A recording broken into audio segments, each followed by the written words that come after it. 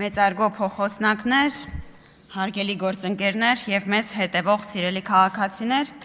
4-րդ օրն է նոր գումարումը ձևավորում է խորհրդարանը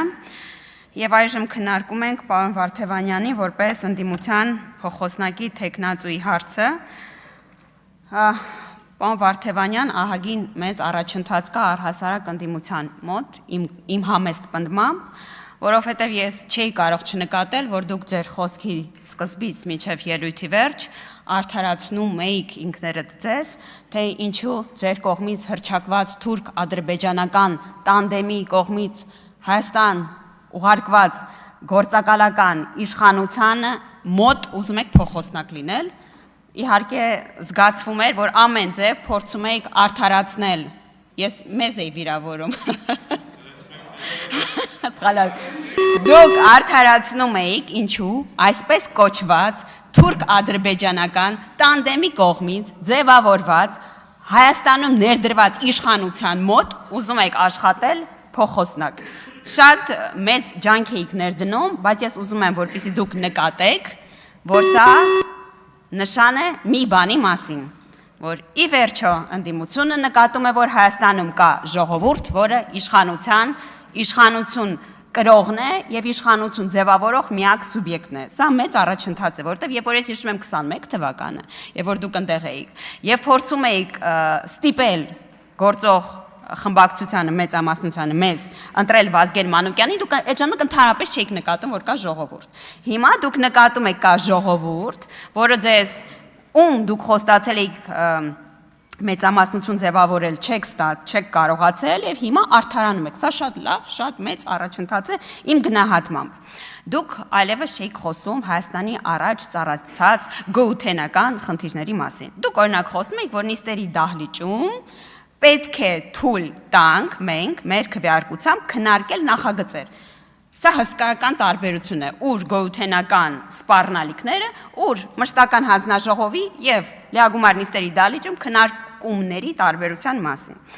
Օրինակ, որպես բերում էիք Հակա Սաֆարովյան օրենք։ Եվ ես ապշած էի։ Դուք չեք հետևում Նարեկ Կարապետյանի ռիլերին, որովհետեւ Նարեկ Կարապետյանը ինձ համար մի անծանոթ տղայի հետ ունի ռիլ,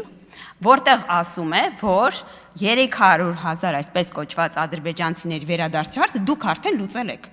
Իրականում Նարեկ Կարապետյանը, պարոն Կարապետյան, ռիլը կա, նոր ստուգեցի, չեք ջնջել։ Ես իրական փորձում եմ իրան գտնել, բարև ձեզ, ճիշտ է, դուք եք այդ ռիլում, դուք ասում եք, մի քիչ ռիլում ուրիշ տեսք ունեիք, դրա դժվարություն ունեք դա գտնել, ասում եք, որ այդ խնդիրը լուծված է, ինչպես են լուծել մեր սիրելի ընդդիմադիրները այս խնդիրը, ընտրությունների արդյունքով, ասում են ՔՊ-ն 2/3 չի ստացել, նոր բանը կապա հայտնվել, որի մասին ես միջից պահը տեղյակ չի, քանի որ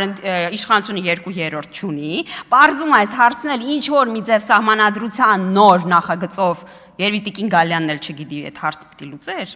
Տիկին Գալյան, եթե հետևում եք մեր նիստերին, իմացեք, այս խնդիրը լուծել են, պարոն Կարապետյան լուծել է, Հակա Սաֆարովյան օրենքի հարցն էլ փակվել է։ Բայց մի փոքր, եթե վերադառնամ բուն քննարկմանը, որովհետև Տիկին Վարդանյանը իհարկե բացեց իմ սիրելի հարցը, նաև պարոն Աղվան Վարդանյանը, ես վերադառնամ արտաքին քաղաքականությանը, որովհետև պարոն Վարդևանյանի հետ ամեն ինչ պարզ է։ Սպառնալիքների մասին։ Տիկին Վարդանյան, հարցնում եք մեր անկախությունը, մեր ինքնիշխանությունը մենք ոնց ենք չափում։ Վարչապետ այս հարցի պատասխան մի քանի անգամ տվել է։ Քչերից կախվածությունը փոխարինել կախվածություն շատերից։ Եվ իրականում այս բանաձևը բացահայտում է նաև այն արտաքին քաղաքականության սխալները, որոնք մեր գնահատմամբ տեղ են ունեցել։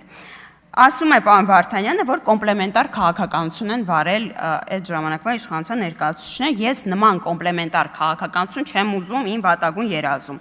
որովհետև իրականում Եվրոմիության հետ դուք բանակցում եք այսպես գաղափարական հարցեր, հողի վրա, դուք ասում եք soft power-ը մոռանանք, էական է հողի վրա համագործակցությունը, օրինակ որպես հայ-իրանական հարաբերություններ օրինակ գազի հարցն եք բերում, բայց միևնույն ժամանակ ուզում եմ մեր քաղաքացիներին հիշեցնել, որ գազամուղը նույնպես ռուսական է։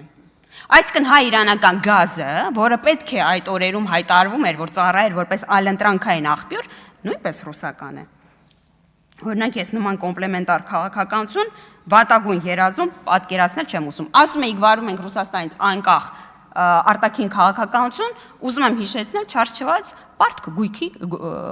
գույքի դիմաց գործարքը։ Նույնպես նման կոմպլեմենտար քաղաքականություն ես պատկերացնել չեմ ուզում։ Ինչ է մեզ համար սպառնալիքը։ Արդյոք արտահանման նման ծավալը անվտանգային մարտահրավերը։ Իմ համար միանշանակ այո։ Ես կարծում եմ, որ մենք արտահանման դիվերսիֆիկացիան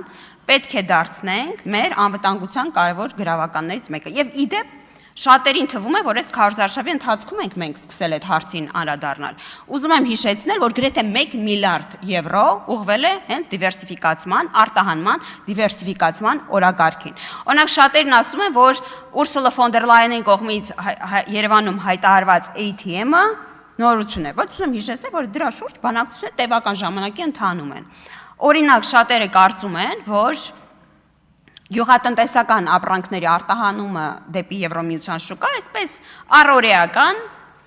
այսօրեական, ինչպես կասեր նախկին փոխոսնակներից մեկը հարց է, բայց իրականում Ժորժ ջան, սա մեծ պատմական իրադարձություն է, որովհետև ուզում եմ հիշեցնել, որ Եվրոմիության տարածքում գյուղատնտեսական ապրանքները պաշտպանված են, եւ նույնիսկ Թուրքիան, որ մաքսային միության անդամ է ԵՄ-ի, գյուղատնտեսական ապրանքներ հեշտությամբ առհասարակ ԵՄ-ը արտահանել չի կարող։ Մենք կարծում ենք, որ մենք պետք է դիվերսիֆիկացիան միայն արտահանման չպայմանավորվենք մեզանից արևմուտք կանգնած պետությունների հետ։ Դա է պատճառը, որ օրինակ առաջին անգամ դեպի Սինգապուր գյուղատնտեսական ապրանքներ ենք արտահանել։ Այո, կախվածությունը ցանկացած մեկ կենտրոնից անվտանգային մարտահրավեր է, եւ ես վստահ եմ, որ դուք դա ինձանից լավ գիտակցում եք, հաշվի առնելով ձեր անցյալը։ Ես չեմ հասկանում ինչի անդիմությունը կոմպլեքսավորում ասել 29743։ Ինչ խնդիրը տեղ կա։ Այո, Հայաստանի Հանրապետություն ճանաչում է իր տարածքային ամբողջականությունը։ Ես ու դա նորություն չի, մենք առաջին չենք որ դա արել ենք։ Օրինակ Լևոն Տեր-Պետրոսյանը, եւ որ ստորագրել է Ալմատի հռչակագիր, հենց դրա մասին է խոսել։ Եվ իդեպ շատ մի հատ հետաքրքիր տեսանյութ կա, որ Տիկին Կարապետյանի էջում կա Լևոն Տեր-Պետրոսյանի խոսույթը Ալմատից վերադառնալիս եւ ինչպես է նա Լեռնային Ղարաբաղի հարցի մասին այդ կոնտեքստում խոսում։ Ալմատի հռչակագիրը, եթե չեմ սխալվում, չի վերացրել ոչ Ռոբերտ Քոչարյանի ի ուրախություն ինձ, ոչ Սերժ Սարգսյանի ի ուրախություն ինձ։ Եվ իրական բացի ընդդիմությունից կա մի սուբյեկտ, որ չի ճանաչում, ըստ իս չի ճանաչում 20743-ը, դա Ռուսաստանի Դաշնությունն է։ Իդեմս հապկի դեպ, որովհետև երբ որ մեր սուվերեն տարածքների նկատմամբ տեղի ունեցավ առաջին հարձակումը եւ մենք դիմեցինք հապկին, հապկը արձագանքեց հետեւյալ ձևով. մենք չգիտենք ձեր սահմաններ որտեղով են անցնում։ Ինչ որ լողացող սահման ուներ հապկը պարզվեց։ Հետո երբ որ հապկը նկատեց, որ քարտեզների հարցը կարծես թե լուծվում է, հայտարարեց, որ իրականում այս քարտեզները պահպանվում են իրենց շտաբում։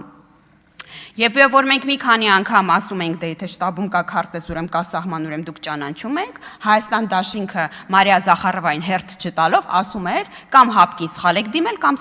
կամ սահմանը լողացող է։ Եվ դրանից հետո, երբ որ ի հայտ եկավ Դաշնակցության 0.004 առանց ամբողջի